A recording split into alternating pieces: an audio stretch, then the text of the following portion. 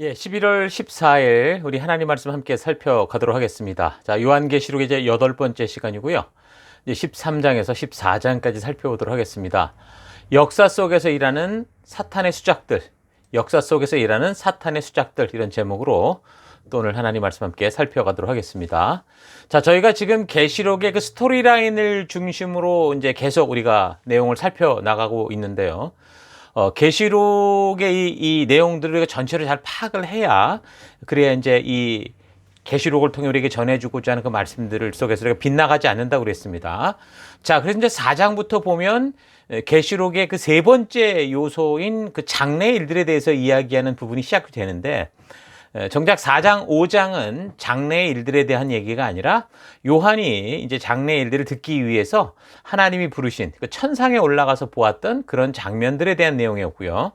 그리고 이제 6장부터 장래에 이루어질 일들에 대해서 이야기가 시작이 되는데, 이제 첫 번째 일곱 인과 그리고 일곱 나팔의 이야기를 하면서 결국 이제 마지막 나팔인 일곱 번째 나팔이 부러지는 그 11장 이후로 이야기가 이제 여러 방향으로 나뉘어서 전개된다고 그랬습니다. 그래서 11장에서 일곱 번째 나팔이 울리면서 알곡과 가라지가 나누어지게 되고, 그래서 이제 알곡들의 이야기, 그러니까 끝까지 믿음을 지키면서 한 성도들의 이야기가 15장, 그리고 19장으로 연결이 되고, 그 다음에 이제 가라지들, 그러니까 끝까지 자기 욕심을 따라 산 자들과 이 짐승 세력, 뭐 음녀 세력, 이런 이야기, 심판받는 이야기들이 이제 16장, 17장, 18장으로 이렇게 연결이 됩니다.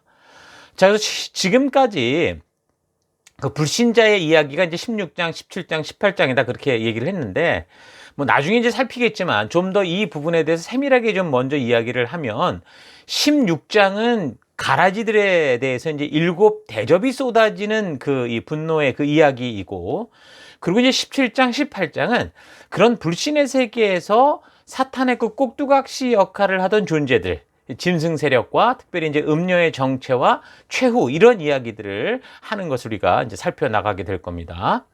자, 그리고 이제 11장과 바로 연결되는 12장, 13장, 14장은 이제 11장까지 이야기가 되어진 일곱 나팔 이후 휴거된 사람들이 어떻다, 그런 이야기거나 또는 남겨진 사람들에게 쏟아지는 하나님의 진노에 대한 이야기로 이렇게 연결이 되는 게 아니라, 이 12장, 13장, 14장은 인류 역사 속에서 왜 이렇게 온 세상이 영육간의 혼란에 빠졌는지, 그 이유와 그래서 어떻게 하나님이 그 구속의 역사를 이루어 오고 계신지, 또 어떻게 사탄이 사악한 짓을 해왔는지, 그래서 그 결과가 어떻게 되는지, 그러니까 전체적인 영육간의 역사를 압축적으로 보여주는 내용이라고 그랬습니다. 그러니까 인류 역사가 심판의 자리에 오기까지 이 큰 숲으로 이렇게 보게 하는, 큰 숲을 보게 하는 그런 내용이라고 그랬죠.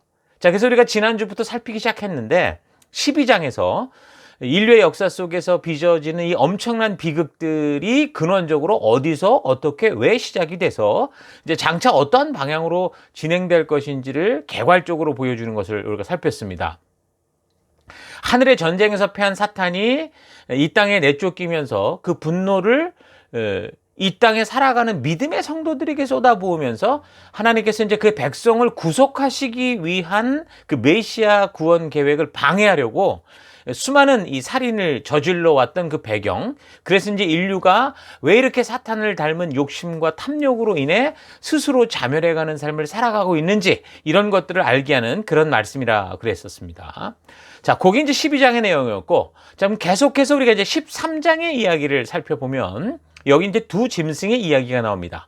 그러니까 13장에서는 하늘 전쟁에서 패한 사탄이 하나님이 보내시는 구원자를 죽이고 또한 하나님의 말씀대로 살아가는 믿음의 세대들을 죽이려고 이 영적인 전쟁에 동원하는 이 세상을 살아가는 세력들, 그게 누군가라는 것을 알게 해주는 그런 내용입니다. 자, 그래서 1절부터 우리가 살펴보면, 내가 보니 바다에서 한 짐승이 나오는데 뿔이 10이요 머리가 7이라. 그 뿔에는 10 왕관이 있고 그 머리들에는 신성모독하는 이름들이 있더라.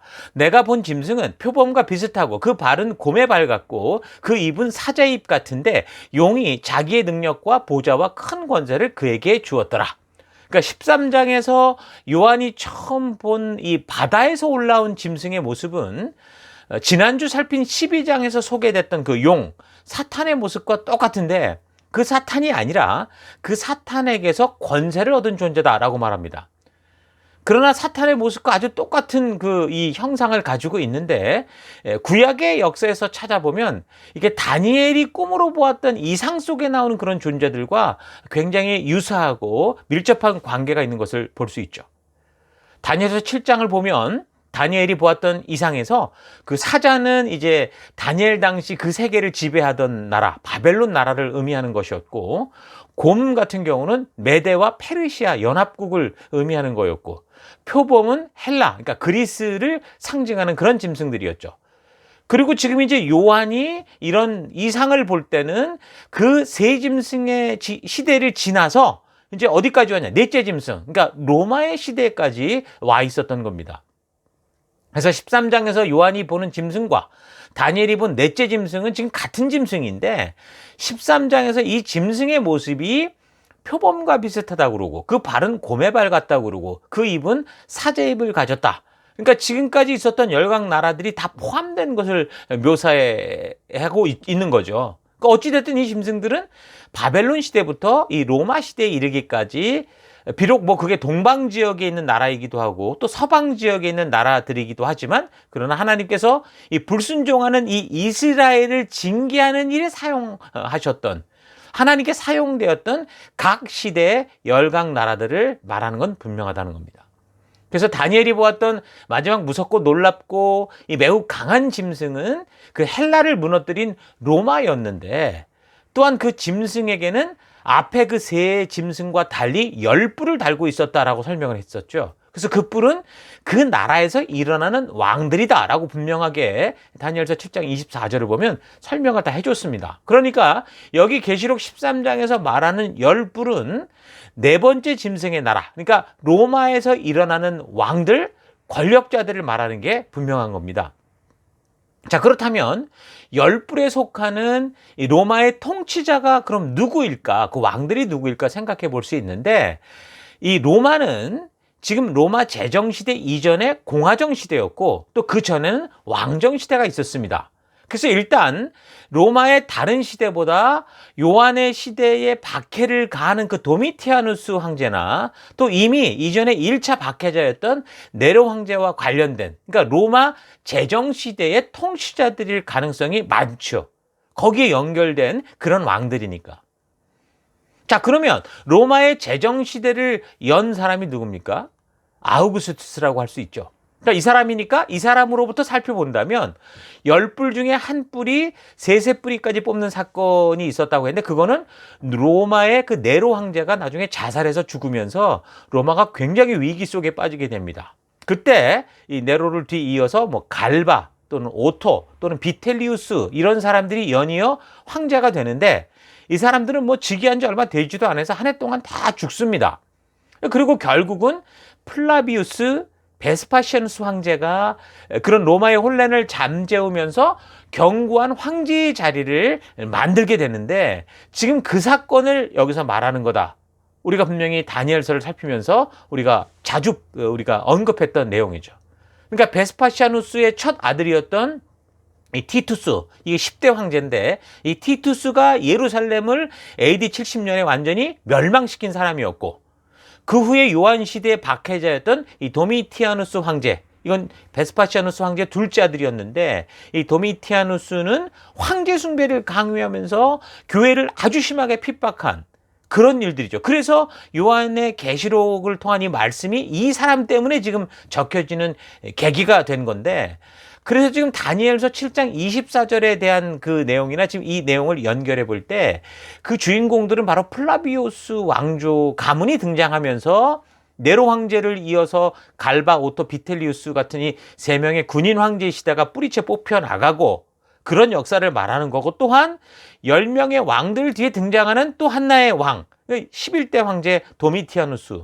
이것이 바로 교회와 성도를 심하게 핍박하게 되는 그런 상황에 대한 이야기다. 다니엘서 우리가 살피면서 이걸 종종 우리가 얘기를 했었죠. 자, 그런데 어떤 사람들은 이 한 뿔이 세 뿔을 뽑아내는 것에 대해서 지금 제가 설명드린 이런 식으로 적용하기보다 조금 그 해석을 좀 달리 하는데 이 로마의 역사와 연결돼 있습니다. 이 로마의 역사를 아까 말한 것처럼 왕정시대, 공화정시대라고 그랬는데 왕정시대를 보면 7명의 왕이 통치한 후에 공화정시대 끝에는 어떤 일이 벌어지냐면 두 차례에 걸친 삼두정치가 벌어지게 됩니다. 그때 이 삼두정치를 세 뿌리다라고 적용을 하는 거죠. 그래서 여기서 결국 모든 정치 싸움을 이기고 황제 시대를 여는 이 제정시대 첫 왕, 그러니까 옥타비우스 아우구스투스가 그 세 뿔을 뽑아내는 존재다. 그렇게 이제 얘기를 하는 경우도 있습니다. 뭐 삼두정치의 복잡한 상황 속에서 그 율리우스가 그 큰 역할을 해서 결국 사실상 황제 시대의 막을 연 것이나 마찬가지라고도 할 수 있는데요. 근데 공식적으로 황제 중심의 제국은 어쨌든 그의 양자였던 옥타비아누스로부터 시작이 되는 거죠.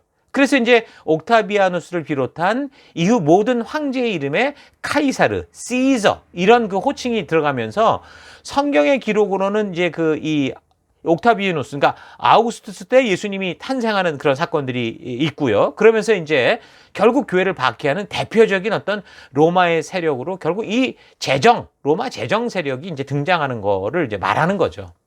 어쨌든 분명한 건 뭡니까? 결국 로마와 관련이 되어 있는 거고 또한 교회와 성도를 박해하는 그 인물들은 로마의 역사에서 황제가 통치하는 그 로마의 제정시대 그런 통치자들이다라는 것은 분명히 우리가 이제 일치할 수 있는 거죠. 일치하는 내용이라고 볼 수 있는 거죠.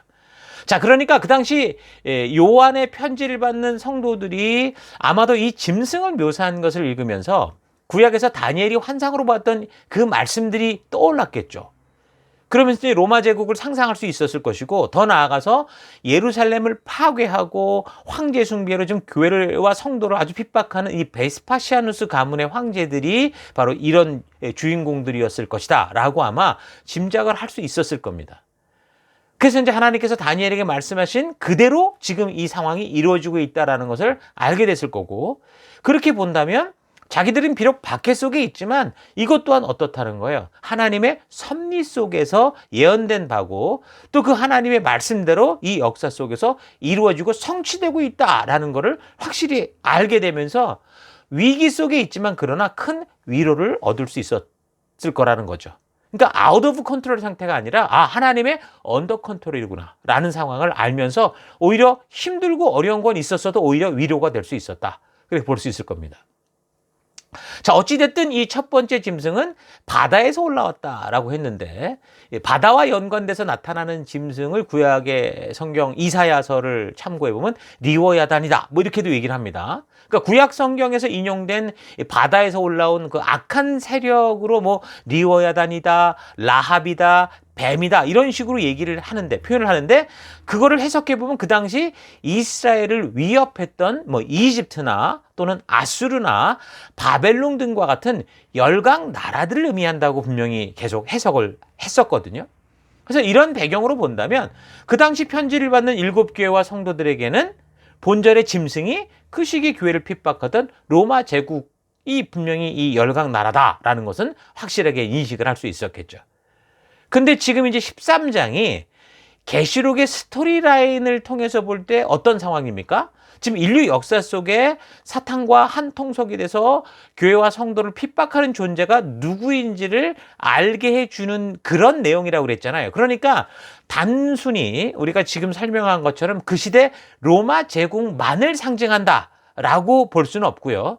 또 특히 이제 4장 이후부터는 장차 이루어질 일이라고 했기 때문에 인류 역사상 권력 유지를 위해서 이 황제 숭배와 같이 거짓된 신, 종교들을 막 동원시켜서 백성들을 통치하는 그런 나라들을 말하는 것이고 그래서 그들이 그런 나라의 권세를 가지고 의도적으로 뭐 정치, 경제, 사회, 문화, 종교 제도들을 이용해서 하나님의 뜻대로 살고자 하는 교회와 성도들을 핍박하는 이 정치적 세력, 그러니까 왕과 같은 권세자들 뭐 오늘날로 적용하면 한 나라의 정부와 또 그 통솔자인 대통령들이다라고도 말할 수 있을 겁니다. 그러니까 인류 역사를 통해 본다면 항상 그 시대마다 이런 로마와 같은 또 바벨론과 같은 이 역할을 하는 나라들이 등장을 해서 마치 사도 요한 당시 로마와 같은 이 초강대국의 최고의 힘을 가진 그 이 통치자들이 스스로 뭐 세상을 구하는 신이다 뭐 착각을 하고 황제 자신을 막 숭배하지 않는 그런 나라나 사람들을 짓밟듯이 과거에도 현재에도 앞으로 미래에도 이런 많은 군중의 힘을 기반으로 이 힘을 쟁취한 이런 이 권세자들이 탐욕과 욕심으로 계속해서 이런 이 짐승과 같은 모습으로 존재할 거다라는 걸 우리가 분명히 기억해야 됩니다. 여러분, 지금도 중국이나 북한을 비롯한 이 세계 지금 여러 나라에서 이 핍박이 가해지고 있죠. 정부 차원에서. 그러니까 2020년 통계에 따르면요, 70여 개국에서 그렇게 이제 국가 권세와 자신들의 정치 이념이 맞지 않는다는 것을 바탕으로 해서 아주 집요하게 기독교를 박해하고 있는 그런 일들이 계속되고 있습니다. 전 세계 그리스도인 8명 중에 1명은 심각한 그런 박해를 겪고 있다는 거죠. 하루에 평균 8명 이상의 그리스도인이 지금 신앙 때문에 목숨을 잃었고 매일 26개의 교회가 공격당하는 것으로 그렇게 통계가 나왔습니다. 자, 그러니까 사탄을 닮은 그 바다에서 올라온 짐승은 과거 뭐 아수르, 바벨론, 페르시아, 헬라 그리고 로마와 같은 열강 나라들에서 이 수많은 군중들에게 받은 통치 권세를 가지고 자기들의 만족과 욕심을 위해서 폭력으로 또는 백성들이 본질을 보지 못하게 어떤 취하게 만들어버리는 이 거짓 사회 문화, 뭐 정치 이념 이런 걸로 결국 사탄처럼 하나님이 받으실 영광을 자기가 가로채려는 그런 존재다라는 걸 우리가 분명히 알아야 됩니다. 자, 그래서 13장 3절. 그의 머리 하나가 상하여 죽게 된 것 같더니 그 죽게 됐던 상처가 나음에 온 땅이 놀랍게 여겨 짐승을 따르고, 그러니까 여기서 지금 죽어야 하는데도 불구하고 다시 살아났다고 하는 것에 대한 이 해석이 좀 여러 가지 많습니다. 뭐 이미 죽은 네로가 다시 돌아온다는 그 네로 재연설을 말하기도 하고요. 또 어떤 사람들은 가톨릭 초기 교황들이다 그렇게도 얘기를 합니다. 그러니까 편지를 받은 성도들이 알아들을 수 있는 그런 관점에서 우리가 이거를 좀 먼저 해석을 해보면 아마도 박해자 네로가 죽고 로마가 혼란에 빠지게 되었는데, 그럼 그렇게 되면은 그 박해자가 하나님의 뭐 저주를 받고 심판을 받고 그렇게 죽는 것이고, 그럼 로마가 망하는 거냐? 보면 그렇지 않더라는 거죠. 그 위기 속에서도 또 플라비우스 황조 같은 이런 또 이 황제들이 등장하면서 오히려 이 로마라는 나라가 안정적인 상황으로 되돌아가서 또 똑같은 이 도미티아누스 같은 존재가 나타나서 박해라는 그런 일들이 생기더라는 겁니다. 큰 안목으로 보면 이런 거죠. 아수르가 사라지면 이게 다 끝나는 줄 알았는데 바벨론이 나타나고, 바벨론이 사라지면 페르시아가 나타나고, 페르시아가 사라지면 헬라가 나타나고, 이 헬라 그릭이 사라지면 로마가 등장하는 이런 식의 세상을 보여주는 거예요. 그러니까 우리가 볼 때 욕심대로 사는 세상을 보면 곧 망할 것 같은데, 뭐 사탄 같은 뭐 네로나 뭐 도미티아누스 황제가 죽으면 다 끝날 것 같은데, 그런데 이상하게도 오히려 세상은 또 제3의 또 제4의 뭐 네로, 도미티아누스와 같은 그 강한 권세자들이 등장을 해서 저들의 탐욕과 욕심대로 살면서도 어떻게 살아요? 더 잘 살고 하나님을 대적하고 온 이 나라의 권세를 휘어잡고 법을 어기고 속이면서도 손해보지 않고 더 그냥 떵떵거리며 잘 살아가더라는 거죠. 그러니까 이런 일들이 역사 속에서 끝나지 않고 계속 지속되는 것을 우리가 보는데, 이건 정말 이 땅이 하나님의 심판으로 망하기 전까지 벌어질 일이라는 거예요. 왜요? 사탄과 이 용이 계속해서 그런 열광들과 그 열광 속에 권력자들의 그 이 욕심과 탐욕을 자극시켜서 결국 자기가 원하는 세상을 만들어가지고 결국에는 사탄이 온 인류로부터 경배를 받고 다스리고 싶어하는, 그러니까 처음부터 이 에덴 동산 이전에 그 하나님으로부터 그런 이 교만한 짓을 했던 그 짓을 계속 하고 싶어하기 때문이라는 거예요. 13장 4절 그래서 뭐라고 그럽니까? 용이 짐승에게 권세를 주므로. 그러니까 사탄은 계속 이런 식으로 이용해 먹는다는 거예요. 누가 나타나든 간에 결국 톱에 있는 사람, 뭔가 힘을 쥔 자들, 모든 백성들의 이 많은 군중을 이끌 수 있는 사람들에게 자꾸 뭘 주는 거예요? 이상한 권세를 줘서 결국 자기에게 숭배하게 한다라는 그 얘기를 하는 거예요. 자, 그래서 용에게 경배하며 짐승에게 경배하여 이르되 누가 이 짐승과 같으냐? 누가 능히 이와 더불어 싸우리요? 하더라. 또 짐승이 과장되고 신성모독을 말하는 입을 받고 또 42달 동안 일할 권세를 받으니라. 자, 그러니까 주님이 다시 오시는 그날까지 이 세상 나라와 권세자들은 사탄의 이 공격과 자극을 받아서 계속해서 그렇게 욕심스럽게 살면서 하나님의 뜻을 거스리고 또 믿음의 백성을 핍박할 건데, 그러나 그러한 박해자들의 통치, 욕심대로 사는 이런 박해들은 결코 영원히 허락된 것은 아니다. 그런 얘기를 42달이라는 표현을 통해서 말씀을 해주고 있습니다. 그러니까 사람의 인생이 길어야 80년 정도니까 어떤 독재자도 그런 긴 세월을 살 수 없었고, 짐승 같은 나라의 역사가 아무리 길다고 해도 이미 지나간 역사를 통해 봤듯이 하나님의 섭리의 시간이 되면 다 흔적도 없이 사라져가는 것을 볼 때, 그 기간이 길게 잡아서 예수님의 초림 이후로부터 이 교회 전체 시대, 예수님의 재림의 그 시점까지라고 한다고 해도 결국 뭐라는 거예요? 그런 짐승 세력들이 권세를 가지고 만들어내는 그런 악조건의 상황과 환경은 결국 영원하지 않다. 그 얘기를 분명하게 말씀해주고 있는 겁니다. 자, 그래서 6절, 짐승이 입을 벌려 하나님을 향하여 비방하되 그의 이름과 그의 장막 곧 하늘에 사는 자들을 비방하더라. 또 권세를 받아 성도들과 싸워 이기게 되고 각 족속과 백성과 방언과 나라를 다스리는 권세를 받으니 죽임을 당한 어린 양의 생명책에 창세 이후로 이름이 기록되지 못하고 이 땅에 사는 자들은 다 그 짐승에게 경배하리라. 자, 요즘 이 세계 여러 나라들에서 유행처럼 수용하고 있는 그 동성애 관련 문제나, 또 이미 국가의 법으로 학교에서 진화론은 가르쳐도 창조론은 가르치지 못하게 하는 식의 이런 형태를 보면 지금 이 구절이 말하는 그런 의도를 이해할 겁니다. 결국 다니엘처럼 포로로 잡혀간 바벨론 세상 속에서도 하나님의 말씀의 가치를 따라 살 것을 결단하고 성도들이 믿음으로 살아가지 않고 그냥 교회를 다녀도 그저 왔다 갔다 하는 그런 식의 이런 교인들은 결국 이 본문이 말하듯 어떻다는 거예요? 세상이 하나님의 뜻을 비난하고 사탄이 주도하는 이 본능이 원하는 욕심대로 살게 하는 세상 문화와 그런 사상들이 유행처럼 막 퍼져갈 때 다 거기로 휩쓸린다. 그 얘기를 하는 거죠. 하나님의 뜻이 아닌 사탄이 주도하는 세상의 문화를 따라가는 것이 바로 짐승을 경배하는 모습인 겁니다.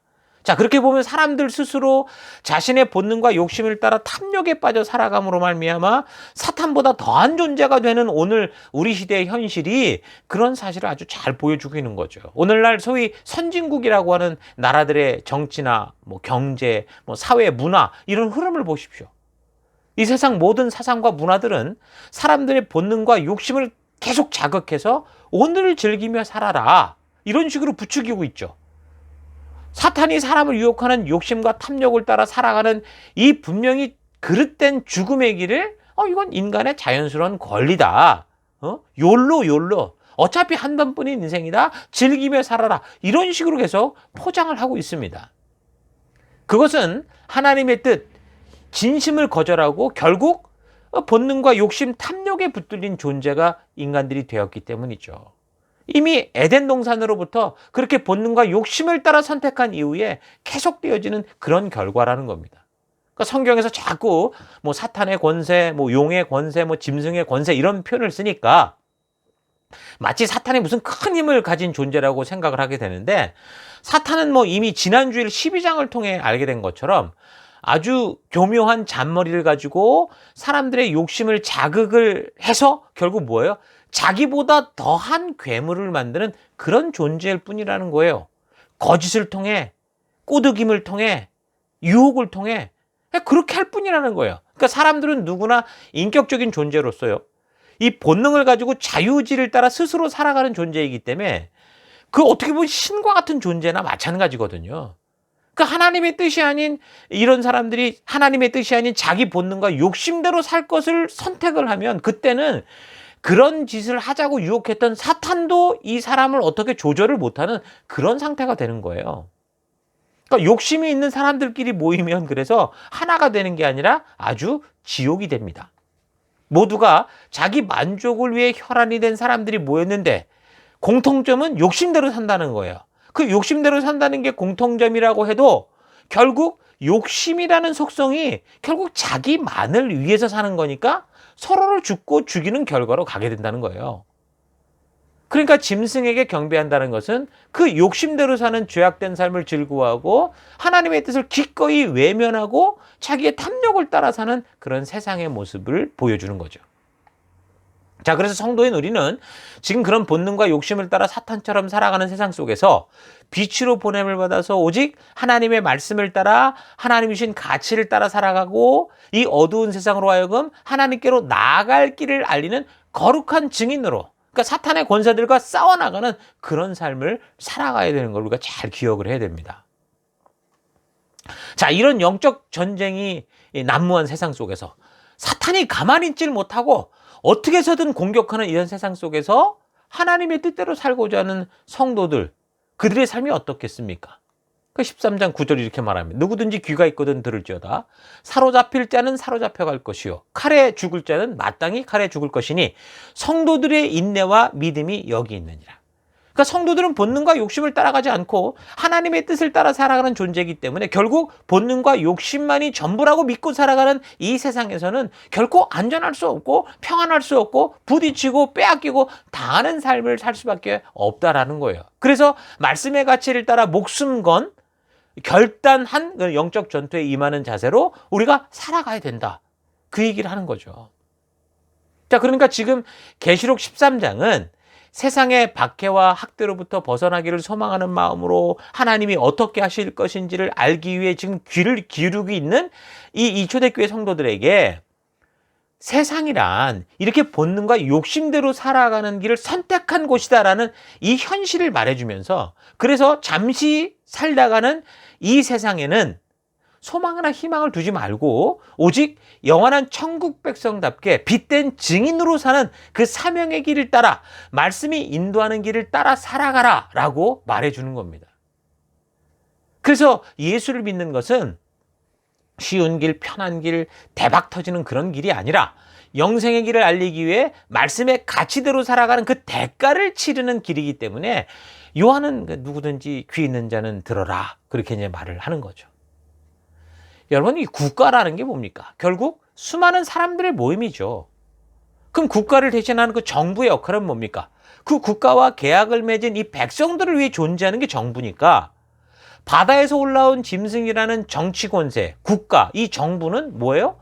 그 국가에 모여 살아가는 다수의 사람들이 원하는 것을 제공을 해서 그 대중들로 말미암아 인기를 얻고 지지를 얻고 그래서 결국에는 자신들이 원하는 권세를 쟁취하고 그리고 거기에 상응하는 이 돈을 쟁취하기 위해서 결국 계속해서 그 많은 군중들의 본능, 욕심과 탐욕을 자극하는 그런 문화와 사상을 자꾸 미끼로 던져서 예를 들어서 그 길이 분명히 이 죄라고 하는 동성애 합법화 같은 하나님의 뜻과는 완전히 다른 길임에도 불구하고 기꺼이 그런 거를 대중들이 원한다 이러고 때문에 대중들의 욕심을 따라 그거를 합법화시키고 그래서 은근히 교회를 핍박하는 길로 걸어간다라는 거예요. 그러니까 과거 사람들이 무죄할 때는 무슨 신이 택한 특별한 사람, 왕의 가문을 통해 다스리는 그런 세상에서 사용하던 그럼 우리가 지금 살피는 왕의 권세, 황제의 권세 이런 것과 달리 오늘날에는 이제 인본주의에 눈을 뜬 이 시대 이런 정치 권세는 아주 다양한 모습으로 계속 변화될 거라고 봅니다. 그러나 결국 어떤 모습이든 저들이 추구하는 바는 뭐예요? 하나님의 뜻대로 가지 않고 사탄이 자극하는 이 본능이 원하는 욕심을 따라가게 된다. 자, 이런 것이 바로 이 바다에서 올라온 짐승의 모습이고 우리가 바로 그래서 이런 것들을 이 시대를 살아가면서도 잘 분별할 수 있는 그런 눈을 가져야 된다라는 거죠. 자, 계속해서 이제 11절을 보면 11절부터 또 다른 짐승이 등장을 합니다. 내가 봄에 또 다른 짐승이 땅에서 올라오니 어린 양같이 두 뿔이 있고 용처럼 말을 하더라. 그가 먼저 나온 짐승의 모든 권세를 그 앞에서 행하고 땅과 땅에 사는 자들을 처음 짐승에게 경배하게 하니 곧 죽게 되었던 상처가 나은 자니라. 큰 이적을 행하되 심지어 사람들 앞에서 불이 하늘로부터 땅에 내려오게 하고 짐승 앞에서 받은 바 이적을 행함으로 땅에 거하는 자들을 미혹하며 땅에 거하는 자들에게 이르기를 칼에 상하였다 살아난 짐승을 위하여 우상을 만들라 하더라. 지금 사탄의 세력이 지금 어떻게 등장했습니까? 첫 번째, 하늘에서 내쫓긴 용, 사탄 등장했고요. 두 번째, 바다에서 올라온 짐승, 그건 세상의 권세자라고 그랬죠. 그리고 이제 세 번째, 땅에서 올라온 짐승이 이제 나타났습니다. 그러니까 바다에서 올라온 짐승은 뭐 로마 제국과 같이 수많은 군중들이 준 권세를 가지고 하나님의 뜻대로 사는 것을 반대하고 파괴하는 국가나 정치 체제나 뭐 세속 이념으로 이해할 수 있는데, 본절에서 나타난 이 땅에서 올라온 짐승에 대해서는 뭐라고 말하고 있습니까? 어린 양 같다, 그렇게 말합니다.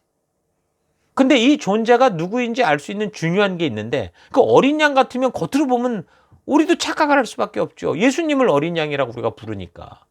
근데 이 어린 양의 모습을 하고 있으나 이 존재가 진짜 누군가 알 수 있는 중요한 점이 뭐냐면, 그 본문에 뭐라고 말합니까? 이 어린 양 같이 생긴 게 용처럼 말을 하더라는 겁니다. 용이 누굽니까? 사탄 아닙니까? 그러니까 겉모습은 어린 양인데 사탄의 말을 하더라는 거죠. 그러니까 교회 안에서 양의 탈을 쓰고 하나님의 말씀을 왜곡되게 해석을 하고 사용하는 그런 존재들, 그러니까 거짓 교리와 이단 사설들, 거짓 선지자들, 그렇게 볼 수 있는 거죠.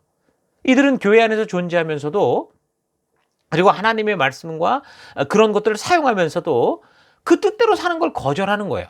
그러면서 인간의 욕심이 추구하는 인본주의, 자기들이 만들어낸 어떤 그런 우상을 하나님이라고 변질시켜서 교회를 타락시키고 그리고 성도들을 혼란케 하는 그런 존재들이라는 걸 알 수 있습니다.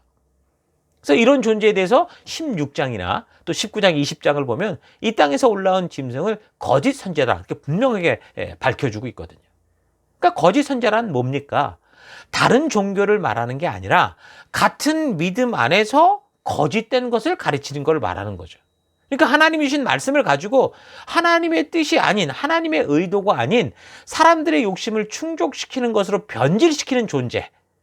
그래서 교회 안에 유사복음, 기복신앙, 뭐 세속주의, 신비주의, 이런 이상한 것들을 이용하는 그런 존재를 말하는 거죠. 마치 에덴 동산에서 하와에게 그 하나님의 말씀을 왜곡시켜버린 것과 똑같은 거예요.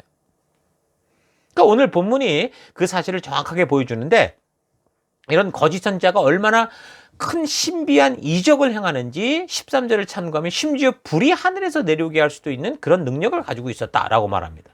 그러니까 이 땅에서 올라온 짐승이 하나님이 이루신 그 역사를 어떻게 하고 있는 거예요? 흉내내고 있다라는 거예요.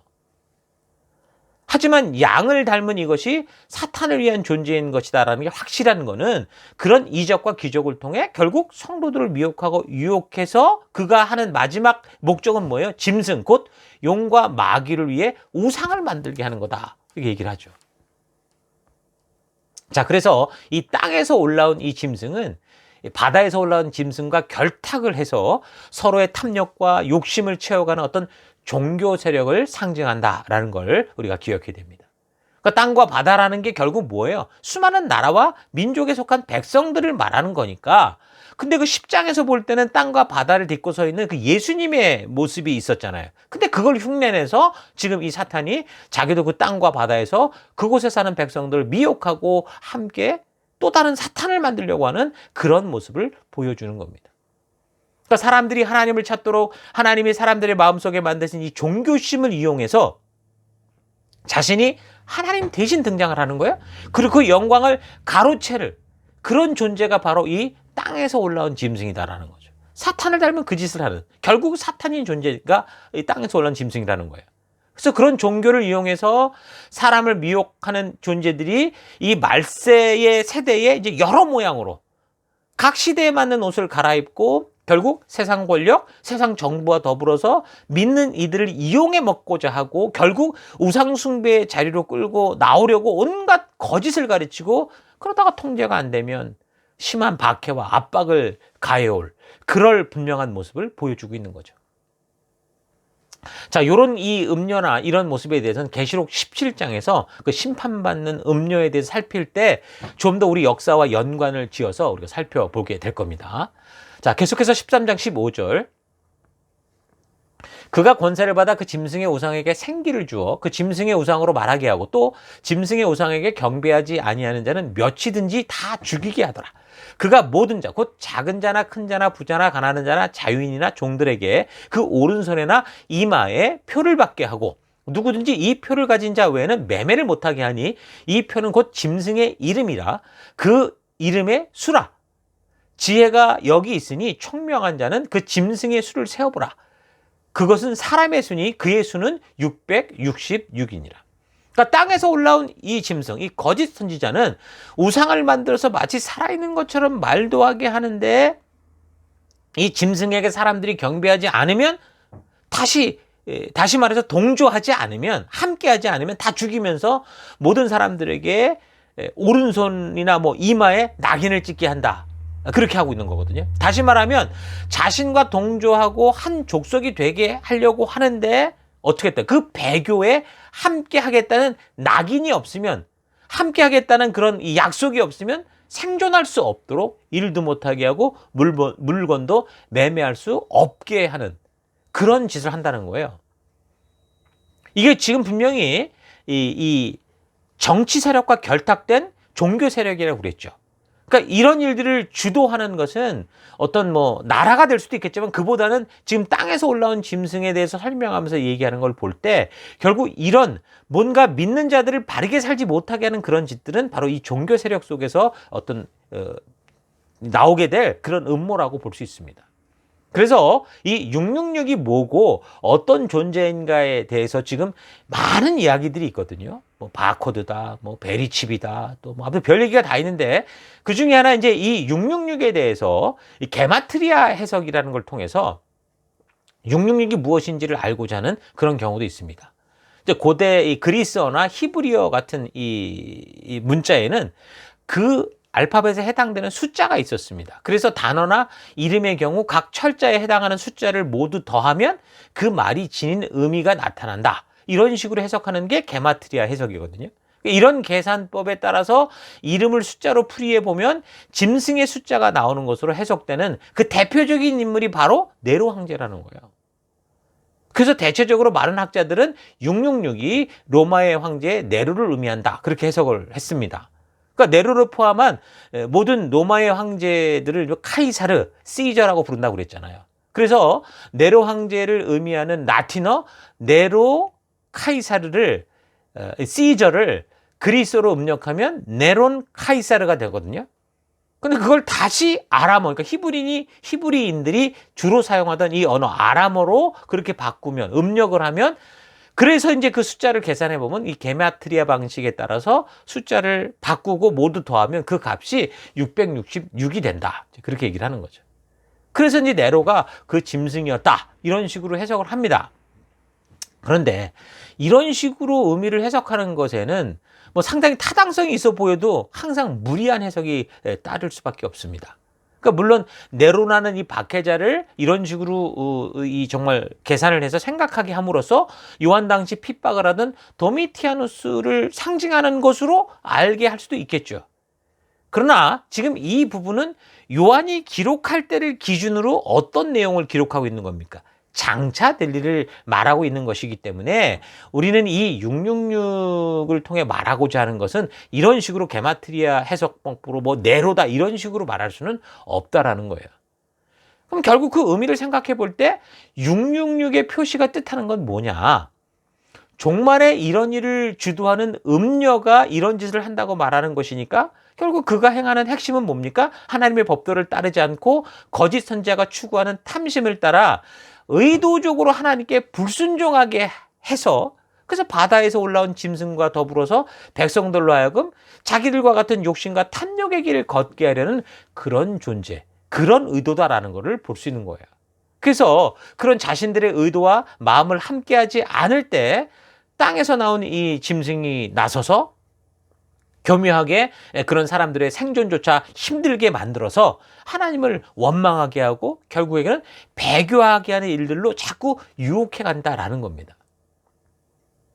일단 그 당시 성도들이 이 편지를 받을 때 그렇게 이제 로마의 황제 숭배를 따라 한 패가 돼서 로마의 가치가 추구하는 대로 따라가는 사람들과 또 그렇지 않으려고 핍박과 어려움을 감수하며 살아가고 있는 그런 자신들의 현실을 생각해 봤을 겁니다. 근데 오늘날에는 이 짐승의 수가 무슨 바코드다, 뭐 베리칩이다, 뭐 여러 가지 말이 많아서 성도들을 혼란스럽게 하지만 이것은 그런 어떤 비물질적인 어떤 통제 수단을 말하려는 게 아니라 분명히 하나님의 뜻을 알면서도 의도적으로 순종하기를 거절하고, 그래서 하나님께서 너무도 분명하게 보여주신 예수가 그리스도 되심을 의도적으로 부정하고, 그래서 자신의 본능과 욕심을 따라 살기 위해서 사탄이 주는 그 특혜를 얻기 위해서 스스로 기꺼이 자기 만족을 위한 삶을 살기로 선택한 탐욕에 빠진 존재들로 만들고자 하는 것이지, 이게 무슨 어떤 표식이나 특정한 기호 같은 그런 게 아닙니다. 그래서 뭐 신용카드나 뭐 바코드나 베리칩처럼 심지어 뭐 요즘 코로나 백신이 뭐 그렇다 그런 사람도 있는데, 이런 기술이 발달하면서 생긴 어떤 경제 수단이나 무슨 백신 이런 게 무슨 짐승의 표가 될 수 있는 건 아닙니다. 자, 계시록의 말씀처럼 말세의 시대 속에서 하나님의 말씀의 가치관을 따라 살아가고자 하는 많은 성도들은 결국 계속 어려움을 당하며 좁은 길을 걷게 될 거라는 거죠. 그래서 각 나라의 정부들이 종교의 자유를 빌미로 지금 성경 말씀의 가치대로 사는 것을 조직적으로 지금 막고 박해를 할 겁니다. 그래서 오늘날 우리 시대에 적용해 보면 십계명에 분명히 명시된 간음이라는 이 죄도 지금 없어졌죠. 그리고 마리화나 같은 것들이 합법화되고, 또 동성애 같은 성경에 분명하게 말씀하는 죄를 지금 이 자본주의 국가들에서 합법한 것으로 만들어서 오히려 말씀대로 살고자 하는 교회나 성도들을 법적으로 구속을 해버리거나 벌금을 때리는 식으로 이 탄압을 하고 있습니다. 그래서 하나님의 뜻을 따라 선택하며 살아가는 사람들의 뭐 사업체가 그런 식의 합법을 가장한 교묘한 압박과 핍박을 당하면서 심지어 폐업에 이르는 그런 경우가 지금 오늘날 우리 현실 속에 벌어지고 있어요. 더불어서 그런 욕심대로 살고자 하는 사람들의 본능을 자극하는 이 건지 선지자들이, 그러니까 교회 지도자들이 교회 속에서 여러 가지 신학 이론, 신비적인 현상을 통해서 이런 정치 권력자들이 자신들의 권세를 지키려고 만들어내는 이 거짓 법들을 옹호해주고, 더 나아가서 함께 추구하고, 뭐 자유신학이니 퀴어신학이니 또 종교통합이니 뭐 종교다원주의니 뭐 이래가지고서 진정한 믿음이 무언지 혼란스럽게 만드는 것을 봅니다. 많은 성도들 중에 종교통합운동을 굉장히 좋게 보는 그런 분들이 계신데, 여러분 그 뿌리를 잘 보십시오. 그리고 그들이 하는 그런 일들을 잘 추적해 보십시오. 이건 사탄의 일들을 하고 있습니다. 여러분 깨어 있어야 돼요.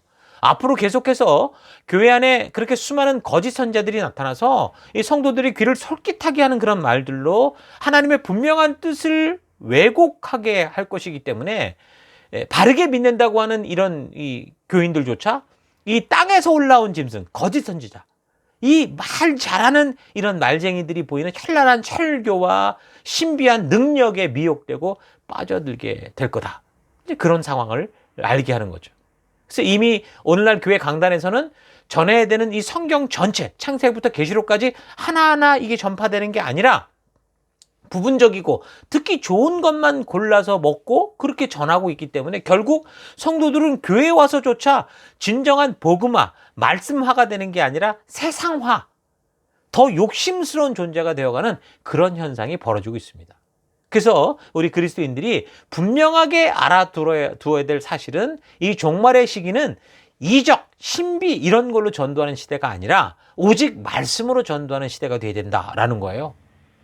하나님께서는 말씀으로 사역을 하시는데, 우리 예수님도 말씀으로 사역을 하시는데, 오히려 사탄은요, 이 말세가 될수록 온갖 이적과 표적으로 사람들을 유혹한다. 분명히 예수님이 말씀해 주셨죠. 그래서 말세가 될수록 신비한 것을 추구하고 눈에 보이고 내가 느끼고 싶은 대로 느낄 수 있는 그런 게 아니라 말씀으로 모든 가치를 분별하는 그런 삶의 태도를 반드시 가져야 되는 겁니다.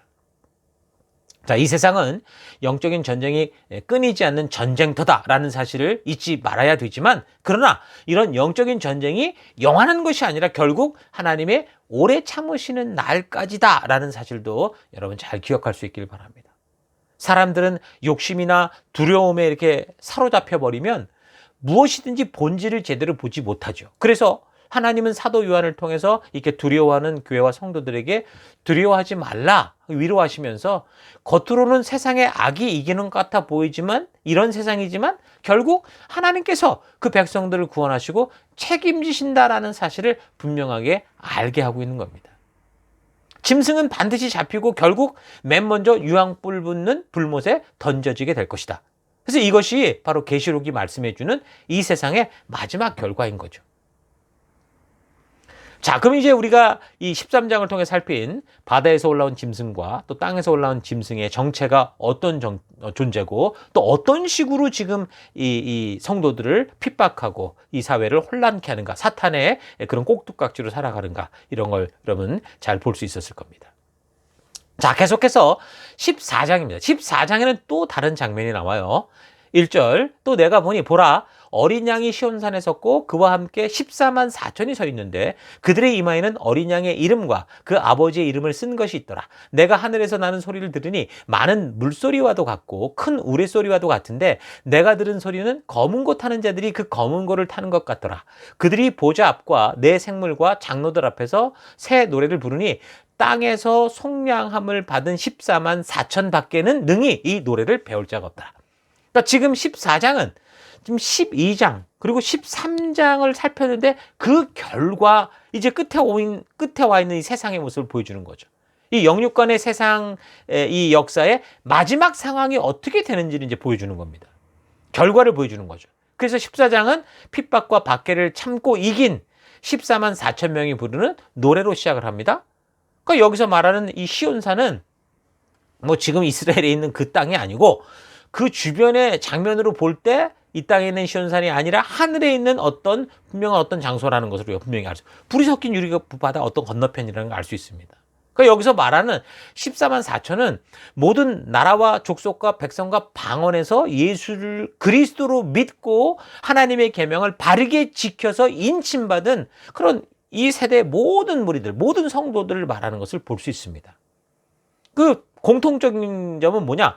4절에 그 사실을 분명히 말해주는데 14만 4천 명이 누구냐면 4절 이 사람들은 여자와 더불어 더럽히지 아니하고 순결한 자라 어린 양이 어디로 인도하든지 따라가는 자며 사람 가운데에서 속량함을 받아 처음 익은 열매로 하나님과 어린 양에게 속한 자들이니 그 입에 거짓말이 없고 흠이 없는 자들이더라.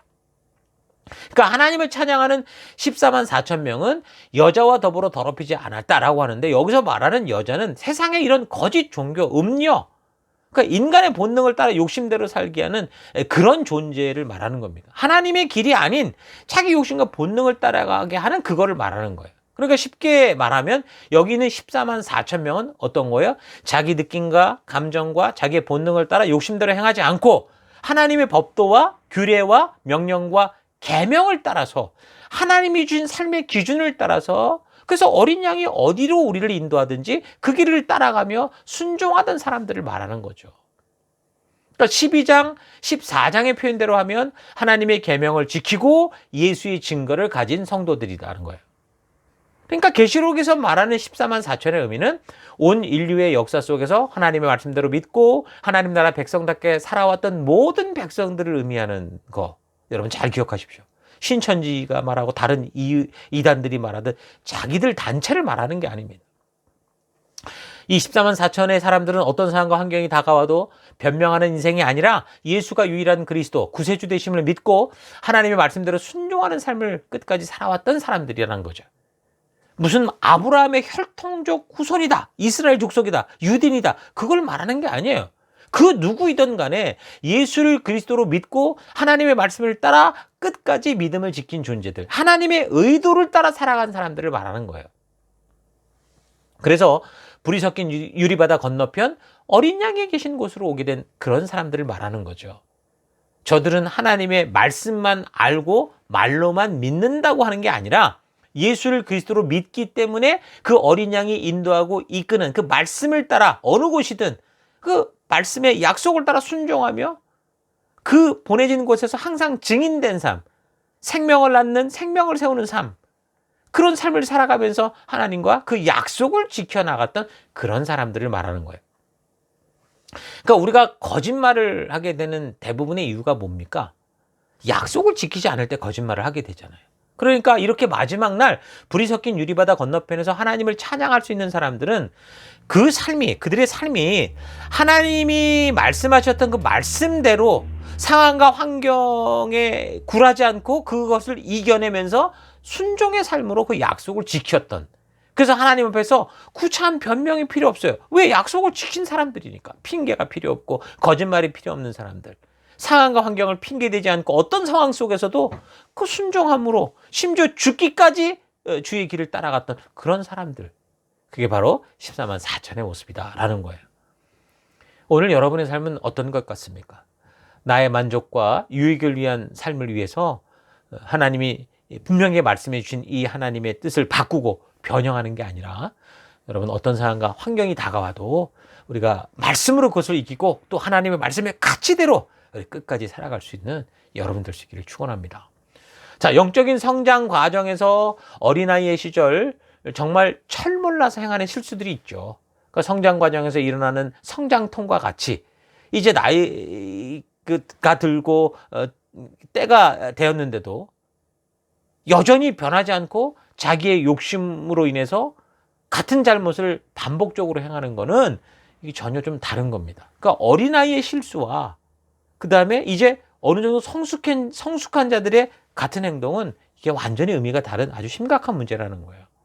실수와 불순종은 엄연히 다른 겁니다. 믿음은 알고 있다, 생각한다, 이걸 넘어서 아는 것처럼 살아내는 겁니다. 행함이 있는 믿음이 진짜 믿음이라는 거예요. 말씀 그대로 사는 것을 말하는 거예요. 여러분, 이 세상은 잠시 잠깐입니다. 하나님의 나라는 이 세상의 욕심, 사탄이 주는 쾌락에 자신을 더럽히지 않고 살았던 거룩하고 순결한 백성들의 것이에요. 그러므로 우리 성도들은 이 세상의 유혹에 빠져 재미나 쾌락에 취하거나 또 잠깐 있는 이 세상, 이 광야에서 살아남기 위해서 목숨을 구걸하고 구차한 인생 이렇게 살지 말고 하나님께서 약속하시는 영원한 세계를 꿈꾸고 그 나라의 영광스러운 감격과 기쁨을 가슴에 새기고 그 영원한 나라의 참된 소망과 위로를 기억하며 여러분 보냄을 받은 곳곳에서 하나님 명령대로 거룩하고 순결한 삶을 살아가야 될 겁니다. 자, 14장 1절에서 5절까지의 이 말씀은 사람이 믿음과 정죄를 지켜서 얻는 영광이 어떠한 것인가를 최종적으로 어떤 것인가 보여주면서, 그러니까 아무리 어려워도 잠시 참아라, 이겨내자라고 하는 그런 주님의 뜻이 담겨 있는 거죠. 성경에는 성도의 삶이 이런 인내의 삶이요, 또 그 길은 해산하는 고통과 같다, 이런 얘기를 자주 말해줍니다. 여인들이 자녀를 낳을 때 해산하는 고통은 정말 고통스럽지만 그 고통의 순간이 처음부터 끝까지 계속되는 게 아니에요. 그 중간중간 쉴 수 있는 시간들이 있습니다. 그러니까 진통을 겪는 시간보다 아이를 낳을 때 진통 사이에 준비하는 시간들이 좀 깁니다. 만약에 5분 간격으로 진통이 오면은 이 통증이 오는 그 시간은 30초에서 45초 정도고요. 3분 간격으로 이 통증이 오면 이제 1분 정도 통증이 오고 1, 2분으로 이제 거의 애가 나올 때쯤 되면 한 1분 30초 이제 그렇게 이제 끝에 갈수록 좀 통증이 길어지긴 하지만, 그러나 그냥 그 통증이 있는 시간 동안 그냥 애가 나올 때까지 계속 통증을 겪는 게 아니라는 거예요. 그리고 결국 그런 통증 끝에 생명이 태어나면 어때요? 그 타이밍에는 정말 마지막 큰 고통이, 죽을 것 같은 고통이 따르지만, 근데 그 자녀가 태어났을 때는 어때요? 그 최고의 고통조차 이길 수 있는 너무 큰 기쁨, 그 자녀를 낳는 그 기쁨이 있잖아요. 그런 것과 같다는 거예요. 우리 믿는 이들이 살아갈 이 말세의 삶은 두려운 박해들이 그렇게 있을 것이지만, 그러나 어떻게 중간중간마다 주님께서 쉴 곳과 피할 것을 주시고 감당할 것들을 주셔서, 비록 그 삶은 마치 해산의 고통 중에 마지막 생명이 나오는 것 같은 극한 최고의 고통을 겪고 있는지 모르지만 결국 어떻다는 거예요? 그 영원한 천국, 하나님의 그 나라라는 놀라운 참된 생명의 열매가 우리에게 있다라는 거 여러분 잊지 마십시오. 천국의 약속을 받은 성도의 삶에 있어서 해산의 고통이 없는 그런 무통분만은 없어요. 이 세상의 가치, 길어야 70년, 80년 하는 이 유한한 가치가 아니라, 그래서 영원 무궁한 그런 하늘의 가치, 하늘나라의 그 법도를 붙들고 그 뜻을 따라 살아가는 여러분들 될 수 있기를 바랍니다. 자, 오늘은 이렇게 1장에서 14장 1절에서 5절까지 나누게 되는데요. 자, 오늘 우리가 나눈 이 13장과 14장 1절에서 5절까지 이 한 주간 동안 여러분 묵상하시면서 바다에서 올라온 짐승과 땅에서 올라온 짐승이 어떤 존재고 또 우리의 삶에 어떤 영향력을 미치고 있는가 좀 잘 분별할 수 있기를 바랍니다. 그래서 그런 존재들이 지금도 분명히 우리 시대에도 존재하고 있습니다. 이 땅의 수많은 정부와 권력자들, 민주주의가 됐든 공산주의가 됐든 자본주의가 됐든 사회주의가 됐든 독재국가든 종교국가든 그 모든 권세 속에는 사탄이 주는 탐욕과 욕심이 뿌리하고 있어서 어떤 형태로든 결국 강한 자가 약한 자를 짓밟고 부자가 가난한 자를 짓밟는 식의 약육강식, 적자생존의 삶을 살아가게 돼 있습니다. 언제 이 모든 권세들이 짐승처럼 변해서 공식적으로 막 백성들, 성도들을 탄압하고 짓밟을지 아무도 모르죠. 이 계시록의 말씀을 통해 종말의 시대가 그래서 어떻게 흘러가고 있는지 여러분 잘 분별하시고 우리에게 이 어둠과 싸워서 바른 하나님의 뜻이 이 땅에서 이루어질 수 있는 기회를 우리에게 주실 때 여러분 각자 살아가는 번뇌를 받은 삶의 또 곳곳에서 힘써 선한 싸움을 싸워가는 여러분들 될 수 있기를 주의 이름으로 축원합니다. 다음 주 우리 계속해서 살펴나가도록 하겠습니다. 자, 오늘 들은 말씀을 가지고 잠시 묵상하겠습니다. 묵상하십시다.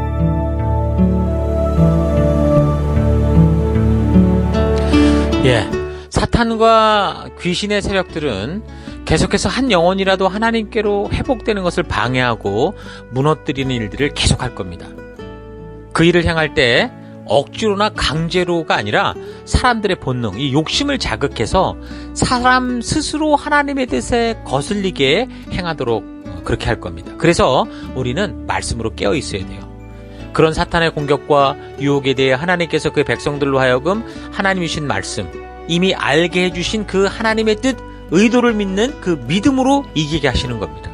그래서 그 말씀을 믿고 살아가는 성도된 우리는 사탄보다 더한 신비하고 힘센 요술을 부리려고 하나님의 힘을 이용하는 그런 게 아니라 미리 우리에게 말씀하여 알게 하신 하나님의 말씀 속에 담긴 그 하나님의 의도, 그 뜻을 따라 묵묵히 순종하며 나아감으로 진정한 승리를 누리는 삶을 살아가야 되는 거죠. 짐승의 표, 666에 대해서 종국사적인 종말의 시기에 나타나 성도들을 괴롭게 할 수 있지만 그러나 생각해보면 지금도 많은 사람들이 욕심, 탐욕에 자극받아서 기꺼이 사탄이 주는 그 장난감에 쉽게 마음을 뺏기고 있는 것을 볼 수 있거든요. 그러니까 나의 삶에서는 정말 그런 일이 있지는 않은가 우리가 되돌아봐야 됩니다. 말세받을 표가 아니라 지금 내가 죽기 전에 내가 내 스스로 그런 666의 표를 받을 수 있다라는 거 우리 기억해야 됩니다. 우리가 정말 그래서 욕심과 탐욕을 따라 자꾸 살아가고 있지는 않은지, 하나님께서 인도하시는 길이 아니라 불순종의 길을 갖고 있지는 않은지 잘 되돌아봐야 돼요. 자, 오늘 우리가 살핀 12장, 13장, 14장을 통해서 보여주는 인류 역사의 큰 이 그림, 이 큰 숲을 통해서 우리가 지금 어떤 영적 전쟁 속에 속해 있는지를 깨닫고 그리고 그 결과가 어떤지를 우리가 잘 기억해서 특별히 오늘 살아가면서 우리의 본능과 욕심을 자극하는 그런 일에 빠져가지 않고 하나님의 말씀으로 온전히 우리를 조절하고 제어하고 인내하고 또 그리고 주신 사명의 길을 기쁨으로 걷는 여러분과 제가 될 수 있기를 바랍니다. 자, 오늘 들은 말씀을 가지고 잠시 기도하기 원하는 것은 첫째, 하나님 영적인 전쟁의 큰 그림을 통해 우리가 왜 이렇게 살아가고 있는지를 알게 해주셔서 고맙습니다. 하나님 이 그림을 잊지 않고 하나님 믿음의 길을 걷기 원합니다. 기도하시고 두 번째, 나의 본능의 욕구, 욕심을 잘 다스려서 본능과 욕심을 따라 죄악에 빠져 하나님의 뜻을 대적하는 그런 삶이 아니라 하나님의 말씀대로 순종함으로 날마다 승리하는 길 걷기 원합니다. 결단하고 기도하시고 마지막 세 번째, 모든 사람들이 욕심에 자극되어 살아가는 이런 시대에 하나님 더더욱 말씀이 나를 이끄는 삶, 말씀을 따라가는 삶으로 살아가는 내가 되기 원합니다. 다 같이 잠시 1분간 함께 기도하겠습니다. 기도하십시다.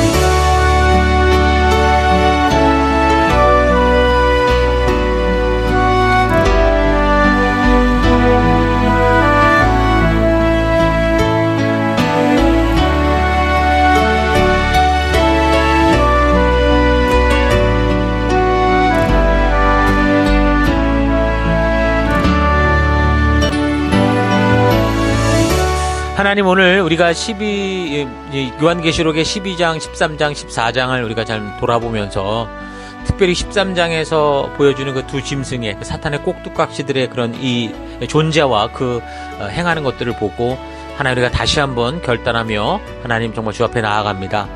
하나님, 영적인 이런 전쟁의 큰 그림을 통해 우리가 왜 이렇게 살아가고 있는지를 알게 하신 하나님 감사드립니다. 나의 본능의 욕구, 욕심을 잘 다스려서 하나님 본능과 욕심을 따라 죄악에 빠져 하나님을 대적하는 삶이 아니라 하나님의 말씀대로 순종함으로 승리하는 삶 살아가는 내가 되기 원합니다. 하나님, 모든 사람들이 욕심에 자극되어 살아가는 이 시대의 이런 문화의 풍토를 잘 분별하고 하나님, 우리가 잘 보아서 하나님, 더 이상 이런 유행 따라 이 시대의 가치를 따라가는 게 아니라 오직 주의 말씀을 따라가는 그런 내가 되기 원합니다. 그 길로 나아가는 우리가 되기 원합니다. 그 일 가운데 함께 해주시고 인도하시고 동행하신 데 하나님 감사드리고 예수님 이름으로 기도했습니다. 아멘.